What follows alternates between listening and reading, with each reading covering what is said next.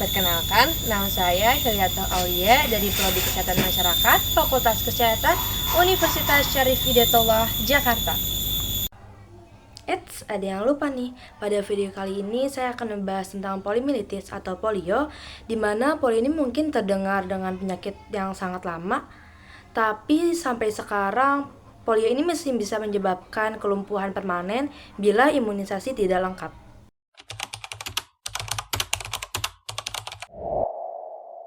Poliomielitis adalah penyakit infeksi menular yang disebabkan oleh poliovirus.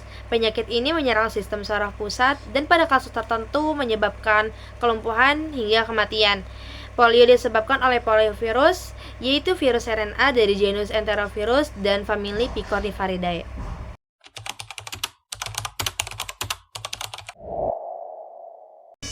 Dalam rantai infeksi polio, manusia merupakan satu-satunya reservoir virus. Virus keluar dari tubuh melalui feses dan sekret mulut, kemudian menular terutama melalui jalur fekal oral. Virus masuk ke dalam tubuh melalui mulut dan menginfeksi individu yang rentan. Nah, pada faktor resiko penular polio ini meliputi anak yang belum mendapatkan imunisasi polio lengkap. Kemudian sanitasinya yang buruk serta rendahnya cakupan imunisasi di suatu wilayah tertentu.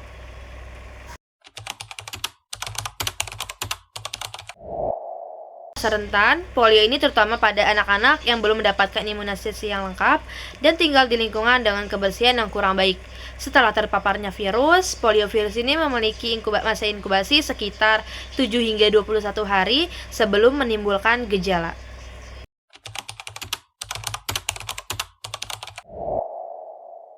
Sebagian besar infeksi polio tidak dapat menimbulkan gejala atau hanya gejala ringan seperti demam dan nyeri otot. Namun, pada sebagian kecil kasus, virus ini dapat menyerang sistem saraf pusat dan menyebabkan kelemahan pada otot hingga kelumpuhan mendadak yang bersifat asimetris dan permanen.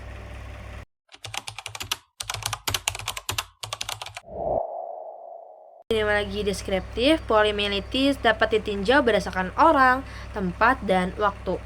Yang pertama, berdasarkan orang. Polio ini terutama menyerang anak-anak yang belum mendapatkan imunisasi polio yang lengkap. Yang kedua, berdasarkan tempat.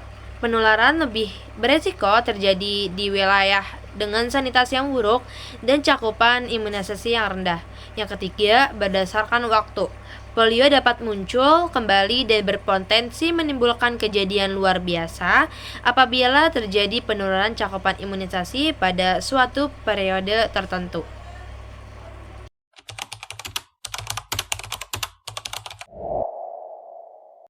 Pencegahan dan pengendalian. Yang pertama, pencegahan primer. Pencegahan primer ini dilakukan melalui imunisasi polio secara lengkap, menggunakan vaksin OPV dan IPV, serta perbaikan sanitasi lingkungan dan penerapan perilaku hidup bersih dan sehat.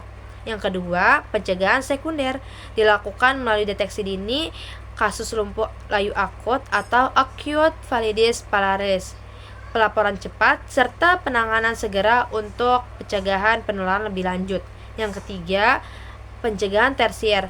Tersier ini bertujuan mengurangi kecacatan dan meningkatkan kualitas hidup penderita melalui perawatan medis dan rehabilitasi.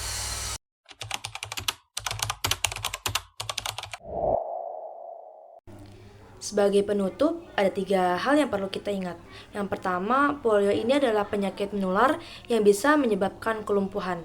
Yang kedua, polio ini bisa dapat dicegah dengan imunisasi. Yang ketiga, menjaga perilaku hidup bersih dan sehat, serta cakupan imunisasi yang tinggi sangat penting untuk mencegah polio.